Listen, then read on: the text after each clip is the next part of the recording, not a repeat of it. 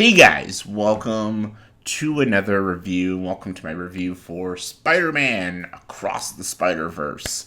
Yes, you can see different location. Yes, I told you my location I was at was a temporary situation. Who knows? This might also be a temporary situation, but now I'm on my own. Still have to, make it look a little nicer. Gotta put these on the walls. But anyways, everyone wants to hear my opinions on Across the Spider-Verse because it's the big movie that came out this week. I also saw another big movie that comes out in a few weeks. I'll be reviewing right after. Everyone's saying this movie is fantastic. It's the best Spider-Man movie ever made. One of the best Spider-Man stories. One of the best animated films. Are they correct?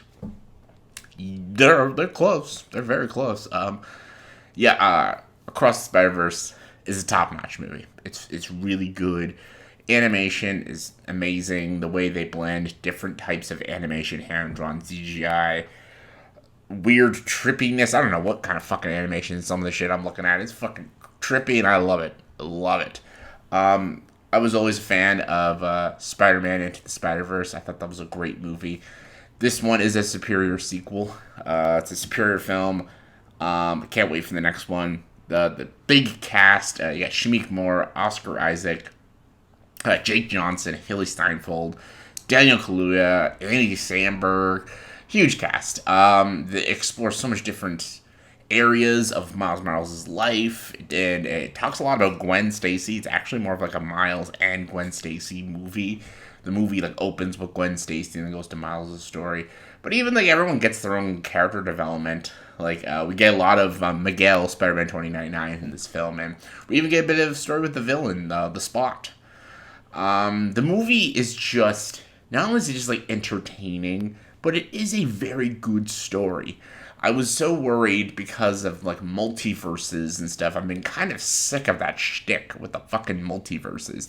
Multiverses aren't interesting to me. I know that is interesting to a lot of people, but that is not interesting to me because when it comes to multiverses, I don't find them that interesting because I feel like there's not a lot of stakes because there's always like, oh, we'll just get a new version of that person. That's what the Marvel movies have been doing, and like shows like Loki and movies like Doctor Strange, The Multiverse of Madness, and all that. They've been going a lot with the multiverse and Spider-Man No Way Home, and some of it's been okay, but a lot of it I don't give a shit. So I was worried about this movie because it's multiverse stuff, and I'm like, okay, if it's anything like what the MCU's doing, I might not be that invested. But I was wrong. There is a great story that isn't just the multiverse. Like Miles Morales and Gwen Stacy's story is really interesting and very captivating, and the two of them work so good. They have such good chemistry, and Steinfeld and Moore's performances are just so good. These two were just born to play these types of roles, and I really love both their characters and their character developments and what happens to both of them at the end of the movie. Just it's riveting stuff. And Oscar Isaac was one of my favorite characters in this movie as the new characters, as Miguel, the Spider-Man 2099. Really loved his character.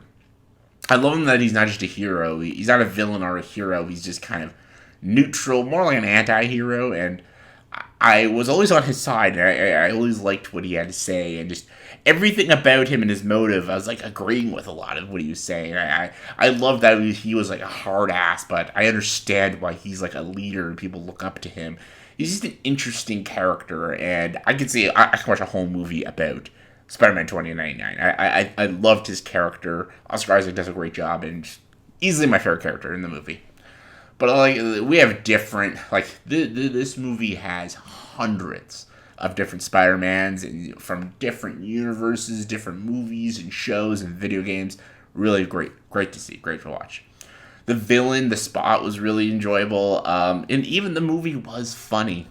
And I've been mocking the Marvel films for being funny because their funny isn't that funny. It's more just annoying.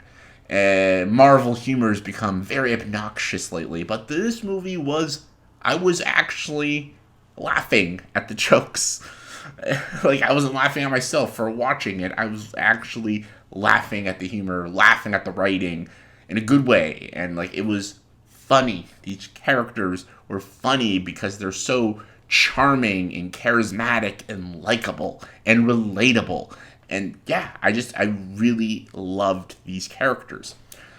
Would I have loved to see some Nicolas Cage Spider Noir? I would have loved to see that, but I think we'll get him in the sequel. Yeah, but the newest Spider-Mans are great. Like Daniel Kaluuya as like this spider, the spider punk. He's pretty cool. And yeah, I just had a lot of fun with it. There's a lot of emotionality. There's great action. The animation is breathtaking, absolutely breathtaking. The soundtrack, like y'all know from the soundtrack of the first film, was great. Soundtrack's even better in this one. Really good soundtrack, and the movie does like an Empire Strikes Back and ends on a big cliffhanger, and it leaves you wanting more, which is a great way to end a movie. That's like how Infinity War ended, and a lot of movies just don't know how to hook you like that. This one just leaves you like you want to know what the fuck is gonna happen, and it's a brilliant way to get people to watch your next movie. See, when these Marvel movies end, and it ends, I'm just like, okay, I don't care to see the next one because why? But this one, I actually want to see where this story's going, and it just ends just so brilliantly with a great cliffhanger that I'm looking forward to next year for the sequel. And this might actually be one of the best Spider-Man trilogies. Because the thing about Spider-Man trilogies, they don't always either stick the landing or the beginning. Or both, if you're Amazing Spider-Man. But yeah, I truly enjoyed the fucking shit out of this film. Is there flaws? Yeah. I can't really think of any, but I just had fun with it, and like I can actually just like stop being a critic and actually sit back and enjoy and have fun with the movie. And that's how you know you got a great entertaining film. And I would definitely watch this movie again. And I always, again, like I thought Spider-Verse was a great movie, but Across the Spider-Verse is a better film. And it's definitely one of the best movies of the year. Easily. Hands down. This year was just a killer for animation. This and Suzume are my two favorite films of the year. Yeah. On a scale of 1 to 10, Spider-Man Across the Spider-Verse easily gets a 9.5 out of 10. Might go up to a 10. Have to watch it a second time. But yeah, loved this movie. So let me know in the comments below, what is your favorite new character they bring in this movie? I love 2099 Miguel, but also the Cowboy Spider-Man. Loved him too. So yeah, what was your favorite new character in this movie? Comment below, let me know. And as always, if you like this video, please subscribe to the channel and join the dark side.